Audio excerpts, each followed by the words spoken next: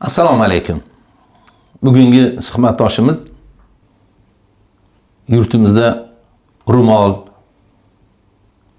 soqol masalalari juda jiddiy qaralgan paytda davlat rahbariga aynan ro'mol, soqol masalalarida va Qur'on musobaqalari g'oliblariga bo'layotgan tazyiqlarga munosabat o'laroq Allohning kalomini aytgan, mana shu ishi uchun tazyiqqa uchragan va O'zbekistondan chiqib ketishga majbur bo'lgan, Turkiya davlatiga kelib Istanbul shahrida bir ishbilarmon sifatida, investor sifatida Turkiya fuqaroligiga ega bo'lgan Fazliddin Parpiyev.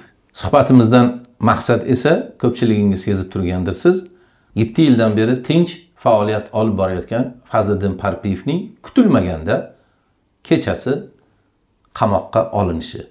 Biz bugun mana shu qamoqqa olinishning sabablari va oqibatlari haqida suhbatlashamiz. Fazliddin, Assalomu alaykum va rahmatulloh. Taklifingiz uchun rahmat. Bu bo'lgan ishlar haqiqatda bu kutilmaganda bo'ldi. Shuning uchun bu narsalar odamlar uchun ham ko'p tomonlari qiziq bo'ldi va ochilmay qolgan qirralar bor edi. Bir akamizning gapi bor edi. Ommaniki o'rtada degan. Ya'ni ommadagi insonga agar biror bir narsa bo'ladigan bo'lsa, ana shu narsani o'zi keyin aytib ochiqlash kerak. Chunki omma bu inson uchun agar himoyasiga chiqadigan bo'lsa, bu inson tarafini oladigan bo'lsa va u inson bir yaxshiligi yetib olgandan keyin, o'sha qiyin holatdan yaxshi holatga o'tgandan keyin o'sha insonlarga tashakkurni izhor qilib qo'yish kerak va bo'lgan ishlar haqida ochiqlama qilib qo'yish kerak degan bir menga bir yaxshi tanbehi yoki bo'lmasa maslahati bor edi. Shu ma'noda bu bo'lgan ishlarda ko'pchiligiga bir qiziq bo'lgan taraflar bor. Shu narsani bularda haqqi, ommani haqqi deya bu narsalarni mayli ochiqlama qilaylik deb taklifingizni qabul qildim. Juda yaxshi, rahmat sizga. Chunki xabaringiz bo'lgandir, sizni qamoqqa olinishingiz bilan iymon ahli xavotirga tushdi. Juda ko'p odamlar nima bo'ldi, nima uchun degan savollarni berishdi. Ijtimoiy tarmoqlar bu savollarga to'lib ketdi. Bugun shularni ochiqlasangiz. Nima bo'ldi? Tafsilotlarini aytib bering.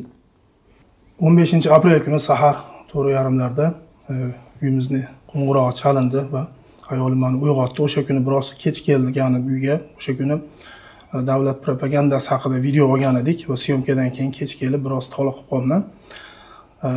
Uydagilar kimdir chaqiryapti, eshikni ochasizmi dedi va shu turib to borgunimgacha eshikni biroz qattiqroq zarb bilan berish boshlandi. O'zi o'sha bo'yicha belgilangan tartib bo'yicha uyni qo'ng'irog'i chalinar ekan, nechidir daqiqa kutilar ekan, agar ochmaydigan bo'lsa, unda eshikni kuch ishlatib ochishga harakat qilishar ekan. Shu orada birdan o'sha to'polon bo'lib ketgan edi. Men eshikni tezroq borib ochayman, o'yladimki qo'shnim chaqiryapti, nimadir boshiga kulfat tushib qoldi, nimadir bo'ldi deb shu xayolda tez borib qo'shnim chaqiryapti deb o'yladim men. Bordim, tez eshikni ochdim va mana shu eshik ochish asnosida u yog'i hamma narsa jarayon tezlashib ketdi. Meni keyin qo'limga kishan solishdi. Men u orada hamma narsa tez bo'lib ketdi. Tushunmay qoldim nima bo'layotganini. Kim nimaga keldi bular? Keyin uyda tintuv o'tkazildi. Sizga hech qanaqa ayblov ham e'lon qilishmadi? Yo'q, ayblov hech narsa e'lon qilinmadi. To o'sha advokatning ishtirokida nima ifoda olmagungacha, mendan bir ko'rsatma olmagungacha hech qanday ayblov aytilmadi. Va uyda o'sha tintuv o'tkazildi. Tintuv ham mana shu kamerani guvohligida o'tkazilar ekan. Hattoki o'sha yonimizda turgan bir kishi televizor tagidagi tumbuchkani ochganida bu boshlig'i tanbeh berdiki, kamerani ishtirokisiz hech narsaga qo'ling tekkizma dedi. Kamera keladi, keyin ochasan, hech narsaga tegmaysan deb tanbeh berdi. Ya'ni shu darajada hamma narsa kamerani guvohligida bo'lar ekan, uyda tintuv o'tkazilar ekan. Qo'shnim chiqdi. Qo'shnim ana shu joyda xolis guvoh sifatida ishtirok etdi va qo'shnim ham biroz o'zgarib qoldi. Endi u ham mendan gumon qilishni boshladi. Bu qanaqa odam ekan, bu nimaga buni uyga bostirib keldi bu soatda deb yuzi tusi o'zgarishni boshladi. Va tintuvlar tugagandan keyin qo'shnimga ham aytdimki, qo'shni ko'rib ol, meni uyimda hech narsa topilmadi. men inshaalloh tez fursatda oqlanib chiqaman, xudo xohlasa. Meni hech qanday aybim yo'q. Meni ishonchim komil. Ertaga kelganimda menga yana boshqacha ko'z bilan qaramagan deb qo'shnimga o'sha joyda aytdim. Ko'rding, meni uyimda hech narsa topilmadi. Haqiqatda uyda hech narsa topilmadi deyildi. Mana shu joyda kelgan shu deklaratsiya yozildi. Shu uydan hech narsa topilmadi va mendan telefonim olindi, ya'ni tekshiruv uchun telefonim olindi. Va menga yonimga yo'l kira uchun qaytib keladigan bo'lsang, yo'l kira uchun taksiga pul olgin deydi. Yonimga o'sha bir miqdor pul oldim. Ana shu narsalarni omonat sifatida biz qabul qilyapmiz. Shu narsalarga qo'l qo'ygin dedi, imzo otgin dedi. Deydi, men aytdim, advokatning ishtirokisiz hech narsaga qo'l qo'ymayman dedim. Zotan bunga haqqingiz bor. Ha, bunga haqqim bor, lekin bu oddiy narsalar edi. Masalan, o'shda ko'rib turibman, telefon olindi va yonimga biroz miqdor pul olindi. Mana shu narsalar oddiy narsa edi. Va yana boshqa yerda qog'ozlar bor edi. Mana shu omonatlarga qo'l qo'ygin deganida men hech narsaga imzo otmayman dedim. Men hech narsaga imzo chekmayman dedim. Ana shu joyda ular biroz jahli chiqdi, chunki oddiy narsa edi. Imzo otsam bo'lardi, lekin men o'yladimki, u orada men e'tibor bermay qoladigan biror jumla bo'ladigan bo'lsa, o'zim bilmay qoladigan biror gap bo'ladigan bo'lsa, ertaga zararimga ishlab qolmasin dedim-da, yo'q, advokatim ishtirokisiz hech narsa qilmayman dedim. Shu shaklda ular ham biroz mendan jahli chiqdi, oddiy narsa-ku deydi. Undan keyin meni o'sha Foth nimasiga olib ketishdi. Ana shu joyda meni o'rganish uchun, meni ayblovimni ustimga qo'yilgan ayblov tekshirish uchun, o'rganish uchun, haqiqatda shu ayblov bormi, yo'qmi bilish uchun meni olib ketishdi. Shu yerda bitta savol. Adashmasam, advokatingiz bu xabarni sizdirdi ijtimoiy tarmoqlarga. Men borib ko'rganimda Fazliddinni oyoqlarida, qo'llarida jarohat izlarini ko'rdim dedi. Bunga ham izoh bersangiz. Ular sizni urishdimi? Bu jarohat qayerdan bo'ldi? O'sha uyga kirgan paytida, hali yuqorida aytganimdek, o'zim ham qo'shnim chaqiryapti deb yugurib bordim. Eshikka qarasam, polis eshikni och dedi. Eshikni och degan buyruqni berdi. Agar ochmasang aybdor hisoblanasan dedi. Men o'sha zahoti ochdim. Lekin bu yoqda bir xayolimda tezroq farzandlarni uyg'otish kerakki, ular qo'rqib ketmasin degan xayolda. Lekin bu yoqda bularda chaqiruv borki, tezroq ochgin deyapti. Bu ularning qonuniy talabi bo'lgani uchun tezroq eshikni ochdim. Shu orada men hammasi 2 soniyada tez jarayon bo'lib ketdi. Men shu orada oyog'imni, masalan, eshikni ochilganda oyog'im eshikning orasida qolib ketdimi yoki yugurib kelganimda yo'lda stul bor edi. Ana shunga urib oldimmi, aniqini bilmayman. Yoki oyog'imga bir lat yetkazib meni yerga yotqizishganda o'sha paytda oyog'imni bosib oldim ular. U narsalar hammasi tez bo'lib ketdi jarayon. Va advokatga ham bu narsani ular bildirgan. Doktorga borganimda biror joyimda jarohat bormi deganda, shu oyog'im lat yegan ko'rinadi, oyog'im og'riyapti dedim. Ular darrovda rentgen qilishdi. Rentgenda xulosasini ko'rishdi. Oyoqda, barmoqda siniq yo'q. Siniq chiqmadi, lekin o'sha haqiqatan yoriq bor, biroz yoriq bor deydi. Bu narsani biz kuzatib boramiz deydi. Har kuni bu narsani kuzatib borishdi. Davolab borishdi doktorga. Demak, suyak yorilgan. Suyak yorilgan. Birinchi kuni haqiqatda ko'kargan edi, ikkinchi kuni biroz qizarib jiddiyroq tus oldi. Undan keyin 3-4 kuni sekin tuzalishni boshladi, dorilarni berishdi. Ana shu joyda oyog'imda o'sha jarohatni ustidan boylab qo'yishgani uchun buni advokat ham ko'rdi. Buni jiddiy narsa dedi. Bu narsalarda biz kerak bo'lsa ayblov bu narsalarni ochamiz, ya'ni shikoyat qilamiz qayta. Bu narsalar, bu yetkazilgan aziyatlarni, bu narsalarni qaytadan ayblov ochamiz degan edi. Endi bu advokatning talabi edi. Bu ko'riladi. Aslida agar bu narsaga qo'l uriladigan taqdirda ham ular hamma narsani kameraga qayd etib borgan.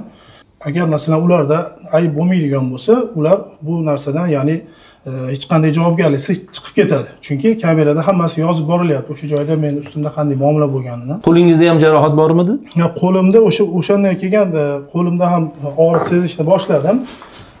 O'sha yerga yotganimda qo'limni ustiga tushdimmi bilmayman. Yoki o'sha qo'limni qayirganimda men o'zim o'sha refleks holatga tushganim uchun qandaydir men ham itoat etmadim ularga. Masalan, qo'limni qayirib olishdi, qo'limga kishan solish uchun ham biroz men o'zim qandaydir o'zim istar-istamas qarshilik ko'rsatdim. Va ayolim aytdiki, qarshilik ko'rsatmang. Agar hozir qarshilik ko'rsatadigan bo'lsangiz, biror nima qilib qo'yadigan bo'lsa, bular baribir haq bo'lib chiqadi. Chunki bular qonuniy talab qo'yapti. Yerga yot, itoat et, qo'lingni bizga topshir deyapti. Shu shaklda o'sha advokatning gapi bilan agar bu narsalarni men hali bu narsalarni qaror berganim yo'q, chunki bu O'zbekistonda ham xuddi shu holat bo'lgan edi. Menga huquq himoyachilar, advokatlar maslahat berishgan ediki, sizga bo'lgan bu ma'naviy zararlar va diniy idora sizga o'sha odob komissiyasi dedi. Aslida odob komissiyasi yo'q edi diniy idorada shu kungacha. Mana shu odob komissiyasi aslida yo'qligi siz uchun bu narsani uydirib, odob komissiyasidan o'ta olmadi. Shuning uchun ishdan bo'shatdi degan narsalar hammasi asossiz va majlislarda siz nomingizga, sha'ningizga aytilgan haqoratlar uchun bu narsalarga qarshi yurish qilaylik deganda, men bu narsalarga vaqtim ham, toqatim ham yo'q. Bu narsalarda ularga da'vo ochishga, buni Allohga topshiramiz deb o'shanda ham bu narsalar bilan ko'p o'ralashmaganman. Shuning uchun ko'ramiz, bu yog'i bu advokatning o'zini qiladigan faoliyati. Shu jarayonni ya'ni bilmayman. Men haqiqatda meni jarohat, oyog'imga jarohat yetishi o'zim tufayli bo'ldimi, o'zimning ehtiyotkorsizligim tufayli bo'ldimi yoki o'sha eshik ochilganda eshikni tagida qolib ketdim, oyog'im bilmayman. Agar buni advokat shug'ullansa, mana shu kamerada, qaydlarda yozib boriladi, undan keyin bu narsa aniq bo'ladi holat. To'g'ri, chunki u paytda sizning ongingiz og'riqni sezishdan ko'ra ko'proq bo'layotgan ishlarni sababini, mohiyatini o'ylash bilan band edi. Keyin nima bo'ldi? Olib bordilar. Olib bordilar va u joyda birinchi kuni hech narsa qilinmadi va advokat bilan o'sha bu kunni oxirida ko'rishdik va advokat bilan ko'rishdik. Advokat o'zi kira olmadi va yordamchisini qo'yib ketgan ekan, chunki aytdiki, yordamchisi kirganda biz 9:30 dan beri oldingizga kirishga harakat qilyapmiz. Endi bizga ruxsat tegdi. Mana 3:30 da kiryapmiz. Orada 6 soat o'tib ketdi deydi. Va o'zingizni bemalol erkin his tuting. Bu yo'g'iga sizga hech qanaqangi ta'ziq bo'lmaydi. Bizning ishtirokimiz siz hech kim bilan suhbatlashmaslikka haqqingiz bor. Advokatning ishtirokisiz birorga bir so'z aytmaslikka haqqingiz bor. Hattoki biz bo'lsak ham susma haqqi deyilar ekan, ya'ni sukut qilish haqqingiz bor. Bu hamisha sizda saqlanib qoladi. Shuning uchun siz o'zingizni xotirjam his qiling, sizga hech kim hech qanaqangi ta'ziq yoki biror bir narsa o'tkazmaydi deb, mana birinchi kun advokatning yordamchisi xotirjam qildi va ikkinchi kuni o'sha o'zimni advokatim bilan, shaxsiy advokatim bilan ko'rishdim va u bilan ham suhbatlashdik. Ancha menga nimalar bo'lishi mumkinligini aytdi, o'rgatdi, tushuntirdi, qanday so'roq-savol bo'ladi. Shu narsalarni aytib tushuntirdi. Nimalar asosan nimalar bo'yicha savollar tushadi, shu narsalarni aytib menga o'rgatdi. Va 3-kuni keyin o'sha advokatning ishtirokida militsiya xodimi mendan o'sha suhbat jarayoni o'tkazildi. Ya'ni meni tergov deymiz, biz o'zbekchada tergov jarayoniga to'g'ri keladi biroz. Lekin bularda e'tibori bilan bu tergov ham deyilmaydi. Chunki tergov agar ayb qo'yilsa, keyin tergov boshlanadi. Bu aslida bularning ko'zida tergov ham deyilmaydi. Bizning ko'zimizda tergov desak tushunsa bo'ladi. Demak, suhbat. Mana shu bo'lgan narsalar haqida, menga qo'yilayotgan ayblovlar haqida o'zimdan ifoda oldi. Va bu narsa albatta advokat ishtirokida bo'lar ekan. Ayblov e'lon qildilarmi biron nima? Ayblov yo'q. Mendan shubha, ya'ni ayblov u yerda konkret ayblov ko'rsatilmagan. Ya'ni shubha, u shubhani har kim qilishi mumkin. Ya'ni uni masalan qo'shnim ham shubha qilish mumkin yoki bir yaqinim shubha qilish mumkin mendan yoki bo'lmasa magazinchi g'aybillar ham agar yoqmay qoladigan bo'lsam shubha qilish mumkin. Bu narsa shunday bo'ladiki, bu shubha mana shu insondan shubhalanaman. Bu inson shunday bo'lsa kerak. Bu inson bir shu terrorga aloqasi bo'lsa kerak degan shubha ayblov. Bu narsani har kim shubha qilish huquqiga ega. Buni oddiy siz ham kimdandir shubhalana olasiz. Lekin bu va ular tekshiradi. Va bu mana shu shubha bo'yicha tekshiradi. Hattoki o'sha mendan ifoda olayotganda militsiya xodimi aytayaptiki, siz aybdor emassiz deyapti. Siz gumondorsiz xolos. Shuning uchun mana shu gumonlar bo'yicha sizdan suhbat o'tkazyapmiz. Mana yoningizda advokat dedi. Ya'ni hatto siz aybdor emassiz deb uni qayta-qayta aytayapti, ya'ni. Biz sizga aybdor ko'z bilan emas, shubha ko'z bilan qaraymiz dedi. Va bu shubha qilish imkoniyati yoki deylik shubha qilish vakolati. Endi bitta qiziq savol tug'ildi-da. Kim shubha qilishi mumkin degan shubhangiz bor? Savol g'alati eshitilmadimi? Mana shu joyga kelayotganim. Shubha qilgan odamdan shubhangiz bormi? Shubha qilish imkoniyatlari bizni O'zbekiston hukumatimizda yoki bo'lmasa bu yerdagi elchixonamizda bu shubha qilish imkoniyatlari, vakolatlari bor. Ya'ni biz mana shu fuqaroyimizni shubha qilamiz, biz ogohlantirib qo'yamiz sizlarni. Shu inson ertaga nimadir qilib qo'yadigan bo'lsa, bizga aytmadi demanglar. Bu odam o'ta xavfli, tahlikali inson bo'lishi mumkin deb qo'yadi, bo'ldi. Shoshmang. Siz nimaga aynan birdaniga yo O'zbekiston tomonini yoki elchixonani aytayapsiz? Biron bir hali aytganingizdek magazinchi G'aybullarni aytmayapsiz, turk qo'shningizni aytmayapsiz. Nega darrov O'zbekiston tomonidan yoki elchixonadan shubha qilyapsiz? Chunki men oxiriga bunga ikkita asosim bor. Birinchisi oxirgi mana shu umraga, Ramazon oxirgi 10 kunligida umraga borganimda ham meni qayerda yurganim, nima qilayotganim, shular haqida elchixona men bilan qiziqqanini menga xabarlar yetib keldi. Mana shu narsani atrofimdagi uzoq yaqin insonlardan so'ragan. Bu inson siz taniysiz, nima qilyapti, nimaga keldi bu yerga, qancha bu yerda qoladi, nima qilmoqchi degan savollarni so'ragan, ko'p insonlardan so'ragan atrofimdagi. Bir ikkitalari mana shu narsani biroz haligi vijdon azobida deymizmi yoki mana shu narsani aytib, aka shu mendan so'radi, shu elchixonadan telefon qilib so'rashdi, sizni qiziqishdi deganida, ha aytib qo'ying, hajgacha shu yerda bo'ladi ekan deb qo'yavering dedim. Chunki ularga hali shu yerda ekan desa, men hayitdan keyin tezda biletim bor edi, chiqib ketaman dedim.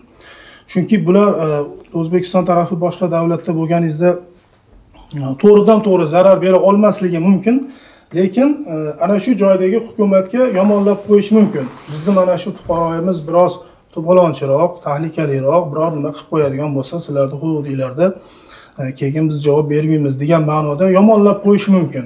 Shu ma'noda mana o'sha elchixona qiziqqanini bildim. Yana boshqa 2-3 ta odamlarni kelib, aynan o'sha bir xil parametrdagi savollarni berganida, men bularni ham elchixona so'raganda majbur bechoralar kelib, aka nima qilmoqchisiz, qancha qolasiz bu yerda, nima niyatingiz bor deb so'ragandan bildim ularni. Ya'ni qolganlar bilan ham bog'lab oldim bu narsani. Yaxshi, ikkinchi dalilingiz? Ikkinchi dalilim meni uyimga kelishganida u joydagi meni hamma ma'lumotlarim, ism familiyalarim o'sha O'zbekiston pasportidagi Fazliddin Parpiyev ma'lumotlarim bilan kelishgan. Aslida bu yerda men turk vatandoshim. Sizni Fazliddin Parpiyev deb qo'lga olishdi va Fazliddin Parpiyev deb tergov qilishdi. Yo'q, tergov jarayoni Fazliddin Parpiyev bo'lmadi.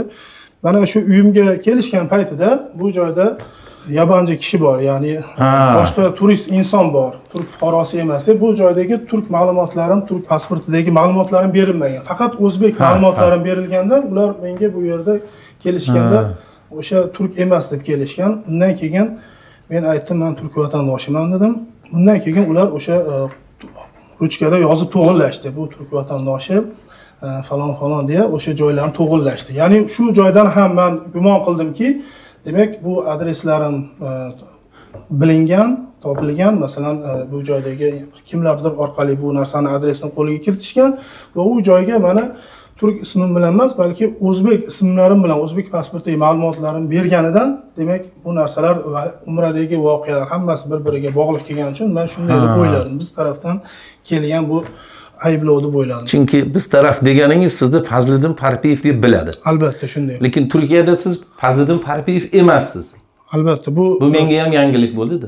Turk fuqarolik olganingizda o'zi ko'p davlatlarda ham shunday, qayerni fuqaroligini oladigan bo'lsangiz, sizga imkoniyat beradi. Sen deydi, xohlasang ism familiyangni boshqacha qilishing mumkin. O'zing o'sha davlatni ism familiyalariga moslab. Bu yerda o'sha turk fuqaroligini olishgacha bo'lgan jarayonda ham biror joyga kiradigan bo'lsangiz, masalan, biror bir narsa olasiz, murojaat qilasiz, yoki ismingizni yozadi, qayd qiladi. Ana shu joyda ko'p qiyinchiliklarga duch keldi. Masalan, Fazliddin Parpiyev bizning tilimizga oson, lekin bular biror yozishga, eshitishga qiynaladi. Shuning uchun va xavfsizlik nuqtai nazaridan ham men bular u imkoniyatdan foydalandimda ismimni turkchaga o'zgartirib olgan edim. Ya'ni turk pasportida meni ismim Fazliddin Parpiyev emas. Shu joyi muhim. Chunki bular aytishga oson bo'lgan ism sharifdasiz. Shunday. Ochiqlamaymiz. Shunday. Ma'lum sabablarga ko'ra ochiqlamaymiz. Shunday. Yaxshi. Va sizni qo'yib yuborishdi. Va undan keyin 3-kuni o'sha ifoda deyiladi. Hali aytganmiz biz o'zbek tilimizda tergov ma'nosida.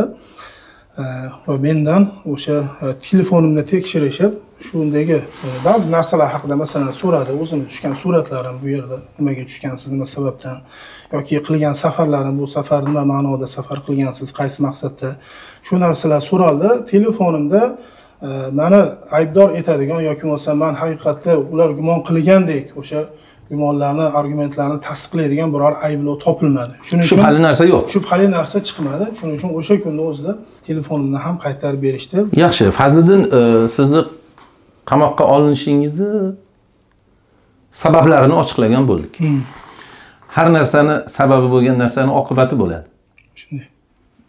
Oqibatlari nima deb ko'ryapsiz? Oqibatlari o'zim uchun bundan faqat bir yaxshiliklarni ko'rdim.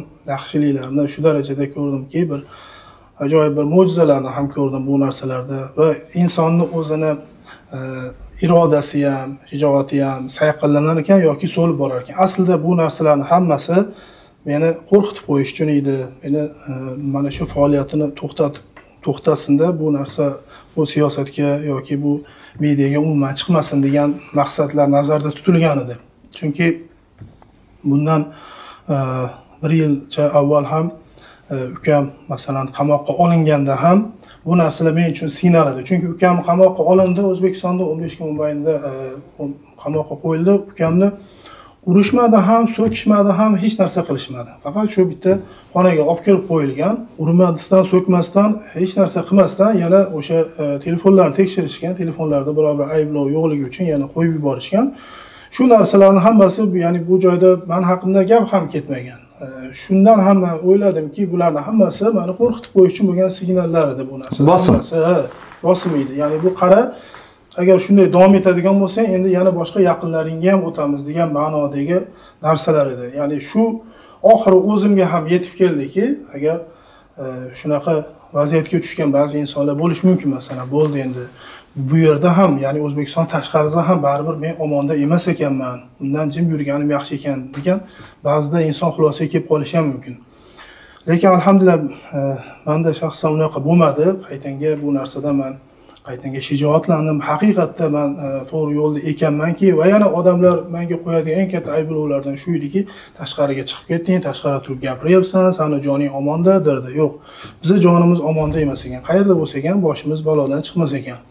Va yana bu O'zbekistondagi yaqinlarimiz ham baribir, ular ham baribir hamisha hamma vaqt tahlika ostida. Lekin bu narsalarda men faoliyatimni davom ettirishdan maqsad, shunda ham faoliyatimni to'xtatmaslikdan maqsad, demak bu narsalar o'zini samarasini beryapti. Qanchadir insonlar bizning fikrlarimizdan to'g'ri yo'l topishga nasibador bo'lyapti va shuning uchun ham O'zbekiston hukumatı bunga qarshilik ko'rsatyapti iloji boricha. Demak, bu yerda bir tortishish kuchi bo'lyapti, ya'ni qarama-qarshilik kuchi bo'lyapti. Shuning uchun men bu yo'lda davom etishim kerak va payg'ambarlarning ham yo'li shu. Ular masalan o'sha yurtida ham, tashqariga chiqib ketgan paytida ham da'vat yo'lini tark etishmagan va bizni Alloh taoloning dinini yetkazishimizda yana bir yonimizga bir vazifani olganmizki, bu ham din, ham millatimizni yaxshi haqiqatda yetkazish. Ya'ni bu millatimizni hozirgi kunda ancha fikrlari ochiq. Avvalgidek qo'rqoq emas millatimiz, ancha fikrlari uyg'ongan. Shuning uchun ularga bir haqiqat tarafni ko'rsatish va bizni hamma joyda, hamma vaqt bizni istalgan xatar kutib turgan bo'lishi mumkin. Oilamizni ham O'zbekistondagi. Shuning uchun biz bu faoliyatni davom ettiramiz inshaalloh baholo qudrat va bir tanishimizga ham aytgandek, balki bu da'vo katta bo'lib ketar, ya'ni bizga balki bitta kafan yetmas, ya'ni va ikkita kafan bilan yurishimizga to'g'ri kelsa, ikkita kafan bilan ham yuramiz. Va yana bu haq yo'li shunday ekanki, bu da'vat yo'li shunday ekanki, siz bu yo'lga chiqdingizmi, sizni narigi taraf dushman deb bildimi, siz bu yo'lda sekin yursangiz ham, yugursangiz ham, to'xtab yursangiz ham, dam olib yursangiz ham yoki yo'lni chetidan yursangiz ham farqi yo'q. Siz baribir bularning qarshisiga chiqqan hisoblanasiz. Bugunmi, ertami, ya'ni biz faoliyatimizni to'xtatgan taqdirimizda ham bizga keladigan, boshimizga keladigan musibat kelishi mumkin. Chunki qarshisiga chiqqanda bu tuzumlar hech qachon shundoq tashlab qo'ymaydi, albatta o'chini oladi. Yaxshi. 3 kun bo'lsa ham 3 kun qisqa muddat o'zi. Lekin shu qisqa muddatda ham sizni qamoqqa olinishingiz bilan bog'liq munosabatlarni bildingiz. Ijtimoiy tarmoqlarda suhbatimizda avvalda aytdim, iymon ahli hamdard bo'ldi, xavotir oldi.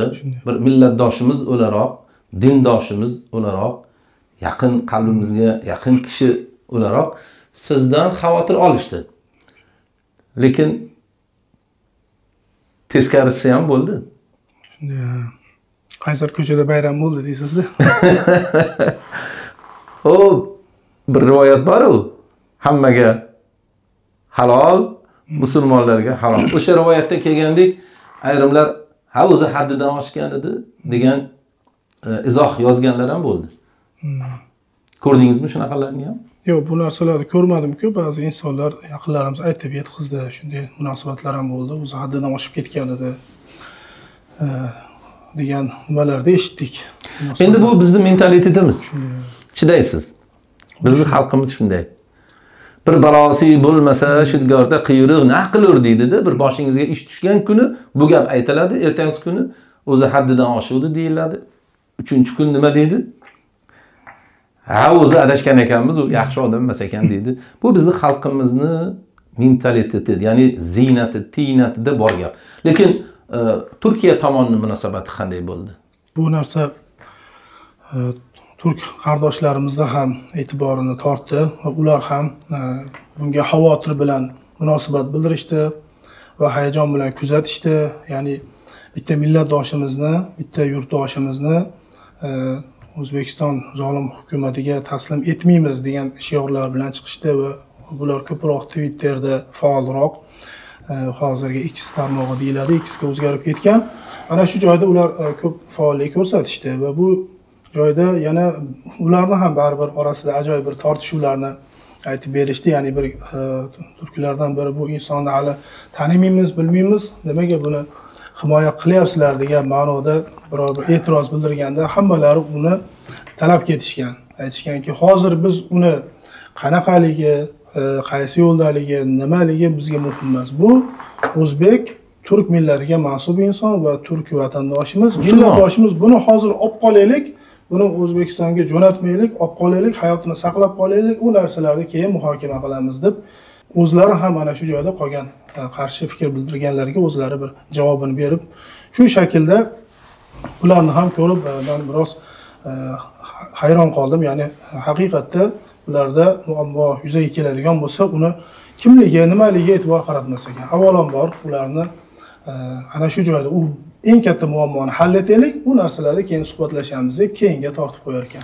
Demak, Turkiyadagi ahli ilm o'rtasidagi sizga bo'lgan munosabatdan siz ularning pozitsiyasidan mamnun bo'ldingiz? Albatta, albatta. Ya'ni faqat ahli ilmlarni emas, ya'ni umuman turk millatdoshlarini hammasi meni holatimda bu millatdoshim. Bu men bilan bitta millatdagi inson. Hozir bu musibat ustida, hayoti xavf ustida. Shuni O'zbekistonga berib yubormaslikdan hamma chorasini ko'rishimiz kerak degan shiorlarni ko'targan uchun men ularga tasavvurdan aytdim. Haqiqatda bular eng asosiy muammoni birinchi planga qo'yar ekan, u qolgan narsalarni keyin muhokama qilib olamiz degan narsani chetroqqa surar ekan. Bizda bo'lsa biroz boshqacharoq, ya'ni xavotir bilan, boshqa bilan bu haqiqatda o'zi haddidan oshgan edi yoki bo'lmasa bu o'zi bizni qarashlarimizga yoki bizni domlalarimizga qarshi gapirardi degan fikrga borib turar ekan. Yaxshi. Bu mana qutulib chiqdingiz, alhamdulillah. Bu tomondan endi hozir sizni mamnun qilgan Turkiyadagi sizni vatandoshlaringizdir bular. Bulardan bir takliflar ham bo'ldimi? Sizdan xabar olishdimi? Albatta, ba'zi derneklar yoki bo'lmasa O'zbekistonda jamiyatlar deyiladi. Ana shunday jamiyatlar menga bir ko'rishish taklifini, qanday bir yordam kerak ekan degan ma'noda bir uchrashish takliflarini aytgan edi. Bu narsalarni balki kelgusida ko'rishib ular bilan ham suhbatlasharmiz. Hozir hech qanday bir uchrashuv, ko'rishuv rejalashtirmayapman, lekin ularga shu tashakkurimni izhor qildim har birlariga. Qo'ldan kelganicha tashakkurimni aytdim. Mana shu jamiyatlar baribir bir ko'rishaylik va ulardan chiqqan narsa shu bo'ldiki, bizni shu 7 yildan beri, 8 yildan beri oramizda shunday inson bor ekan, bu insonni bizga shaxsi ma'lum emasdi. Endi mana shu bahona bilib oldik, qani yaqindan tanishaylik degan bir qiziqishlar bor. Yaxshi. Bu narsalarni endi kelgusida ko'ramiz, balki qabul etib, balki birortalari bilan suhbat o'tkazarmiz va meni o'zim turkcham 100% emas, ya'ni 70% desa ham bo'ladi. U darajada turkcham ravon bo'lmagani uchun biroz bu narsalardan istihola qilib turibman. Ko'ramiz, balki kelgusida qabul etarmiz inshaalloh, balki ko'risharmiz. Va lekin shu o'rinda bitta narsani men aytib o'tishim kerakki, bu narsalarda o'sha eng ustida Alloh taoloning fazli turibdi, Alloh taoloning o'zini rahmati, marhamati turibdi va boshida o'ta bir qaysi tomonga vaziyat bo'lib ketar ekan bilolmay turar ekansiz. Haqiqatda bizni O'zbekistonga jo'natib yuborish mumkin degan bir xavotirlar ham bor edi va tashqi hayotdan uzilib qolganmiz, bilmaymiz nima gap, nima so'z, tashqarida nima bo'lyapti bilolmaymiz. Jarayon qanday ketyapti. Lekin kelgan chiqqanimizdan keyin bildikki, avvalambor Alloh taoloning fazli bilan chiqdik, Alloh taolo marhamati bilan chiqdik va undan keyin bu yaqin insonlarimiz va o'zbek millatimiz bu narsada katta shijoat ko'rsatishdi va bu narsada qattiq xavotirlarni izhor qilishdi. Va boshida endi bilmas ekansiz, bu hamma xuddi o'zini bir chekingandek tortar ekanda, lekin aslida hammalari sizga yordamga shoshgan bo'lar ekan. Va aslida bu qo'rqitib qo'yishlardan, bunaqangi tahdid qilib qo'yishlardan asosiy maqsadlardan bittasi, nima deyiladigan bo'lsa, asosiy maqsadlardan bittasi atrofidagi insonlar undan uzoq turishga harakat qilsin. Ya'ni hamma qo'rqib chekinsin. Ya'ni bu odam xavfli odam bo'lishi mumkin, ertaga qamalib ketishi mumkin, har narsa bo'lishi mumkin. Biz bundan uzoqroq yuraylik, boshimiz baloga kirmasin deb atrofidagi insonlar undan o'zini uzoq tutsin degan maqsadlar niyat qilinadi. Lekin bilmadik, bizning holatimizda bu narsa aksil natija berdi. Makarulloh, vallohu xayrul makirin, ya'ni ular makr qilishadi, Alloh taolo ham makr qiladi va Alloh makr qiluvchilarni yaxshiroq. Qaytangi bu ishlardan keyin atrofimizdagi insonlar yana ham jips bo'ldi. Qancha tanimagan do'stlarimiz yana do'st orttirdik. Bu narsa men o'ylaymanki, qaytangi foydamga bo'lib qoldi, foydamga ishlab ketdi. Va juda ham ko'p o'zbeklarimiz, atrofimizdagi insonlarimiz bu narsada ko'p qattiq shijoat ko'rsatgan ekan. Biz u narsalarni keyin mana chiqqanimizdan keyin ko'rib bilyapmiz. Hammalariga bu narsani men haqqilarini ado eta olmasligim mumkin. Shu tashakkur ma'nosida, izhor ma'nosida ularga tashakkurimni, izhorimni aytib qo'ymoqchiman. Rahmat sizga. Qamoqqa olinishni sabablarini o'rgandik. Oqibatlari haqida ham aytdingiz. So'nggi so'z o'rnida endi bundan keyin nimalar qilasiz? Bundan keyin inshaalloh mana shu faoliyatimizni yana ham rivojlantirish va yana bu joyda o'zbek millatdoshlarimni ko'rdimki, ularda holati biroz qiyinroq kechar ekan. Menda turk fuqaroligi bo'lgani uchun Alloh taolo oson qilib tezroq chiqib ketdim. Lekin o'zimiz oddiy o'zbeklarimiz fuqaroligiga ega bo'lmagan yoki bo'lmasa hozir bu yerda hujjatlar ham qiyin bo'lib qolyapti. Hujjatlari o'tib ketgan, hujjatlarni vaqtlarini cho'zib bera olmagandan keyin hujjatsiz yurishga majbur bo'lib qolgan millatdoshlarimizga ko'p qiyin vaziyatlarni ko'rdim. Mana shu narsalarda bir yo'llarni izlayapmanki, qanday qilib bularga bir qulaylik yaratish mumkin, qanday qilib bularga bir advokat yollashni qulaylashtirish mumkin. Bu narsada o'zi xizmat qilayotganlar juda ko'p. Bu yerdagi o'zbek jamiyatlarimiz ham bor, xizmat qilishadi. Qaysidir millatdoshimiz nimadir bo'lsa, unga darrov advokat yollashadi, lekin hammasiga yetib bormaydi bu narsa baribir. Imkon qadar. Lekin o'sha advokatni yoningizda bo'lishini yutuqlari ko'p ekan. U sizga o'rgatar ekan. Mensiz hech narsaga imzo qo'ymagin, mensiz hech kim bilan suhbatlashmagin derkan. Buni foydalari ko'p ekan. Va lekin shundan yana bir xulosa qildimki, ana shu joyda qamoqda Qozog'iston, hattoki Tojikiston vatandoshlari ham kelyapti-da, sizni deyapti, elchixonangizga xabar beraylikmi, sizni tezroq bu yerdan olib ketsinmi deyapti. Qozog'iston, Tojikiston fuqarolari ha xabar bering, tezroq meni bu yerdan olib chiqib ketsin deyapti. Lekin O'zbekiston fuqarolari yo'q deyapti. Aslo aytmang deyapti. Agar hozir meni elchixona biladigan bo'lsa deyapti, birinchi o'rinda meni O'zbekistondagi qarindoshlarimga tazyiq boshlanadi. U yerga uyimga kelib bezovta qilishadi, chunki bu narsani tajribada ko'rdik deyishyapti. iloji bo'lsa O'zbekiston elchixonasiga aytmang va meni agar mabodo O'zbekistonga deportatsiya qilib olib ketsa ham u yerda meni yaxshi oqibatlar kutmayapti. Turkiyadan deport bo'ldi deb turib, bu yerda menga har xil ayblovlar qo'yilishi mumkin deb shu joyda ko'rdimki, bu O'zbekiston fuqarolarining holati ancha ayanchli holda ekan. Bu O'zbekistonning xalqini agar haqiqatda xalqning g'amini yeydigan bo'lsa, millatning g'amini yeydigan bo'lsa, O'zbekiston fuqarolari qayerda bo'lsa ham ularni holatini yaxshilashga e'tibor qaratish kerak. Buni mayli qachon navbati kelsa ham qilish kerak buni. Hozirgi kunda ko'ryapmiz, Rossiyadagi muhojirlar holatini ko'ryapmiz. Qanaqangi xo'rliklarga duch kelyapti. O'sha oshxonada ishlayotgan joydan, ovqatlanib o'tirgan, tanovul qilib o'tirgan joydan ularni yerga yotqizib qanaqangi xo'rlab ochib ketishlarini ko'ryapmiz.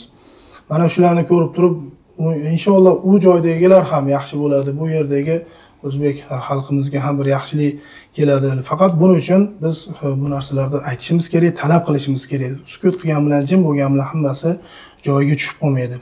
Va yana advokatning bir gapi bo'ldiki, yuqorida aytganimdek, O'zbekiston bilan Turkiyaning o'rtasiga biroz sovuqchilik tushib qoldi. Shuning uchun bundan buyog'iga yaxshi bo'ladi deb aytdi. Balki undan qolgan muhojirlarga yaxshilik bo'ladi. Lekin bu joyda men shunday o'ylaymanki, bu narsani menga o'sha shifoxonaga olib borib har kuni ko'rikdan o'tkazadi. Ana shu jarayonda ham bir militsiya xodimi aytdiki, sizlar bizga xiyonat qildinglar dedi. Sizlar bizga xiyonat qildinglar, Turkiyani bosmachi, bosqinchi deb O'zbekiston, Qirg'iziston ovoz berdi dedi. Deyodi, men aytdim, sizlar bu narsani endi bir marotaba ko'rdinglar bu aziyatni. Biz qanchadan beri ko'rib kelyapmiz, ya'ni bu aziyatni. Mana shu nimani O'zbekistonda mana shunaqangi dunyo qarashi bilan o'zimizni xalqimiz ham qiynalib kelyapti. Va yana eskidan masalan avvalo shunaqa edi, Karimovning davrida shunaqa edi, undan keyin biroz vaziyat yumshagan bo'lishi mumkin. Turkiyaga kelib ketgan insonlar ham albatta bizda siquvga tazyiqqa olinar edi. Chunki mana shu Turkiyaga kelib ketgan insonlarga boshqacha ko'z bilan qaralardi. Ya'ni o'zi asli davlatni dunyo qarashi Turkiyaga nisbatan sal boshqacharoq.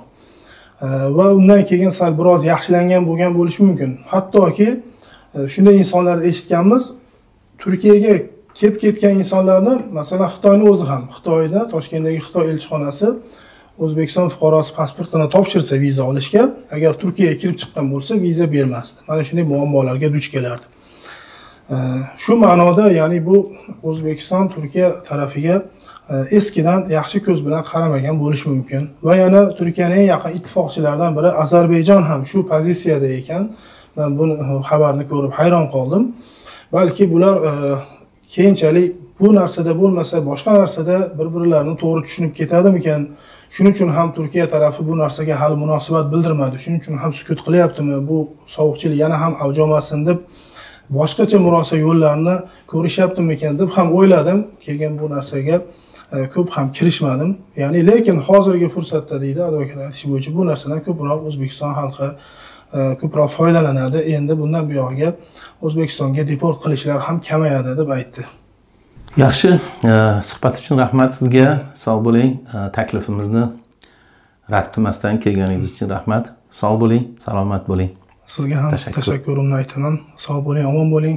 Kelgusidagi faoliyatlaringizga Alloh taolo rivoj, baraka bersin. O'zingizga tan sihatli, omonlik, ofiyat bersin. Tashakkur. Assalomu alaykum va rahmatullohi va barakatuh. Tashakkur. Sog' bo'linglar.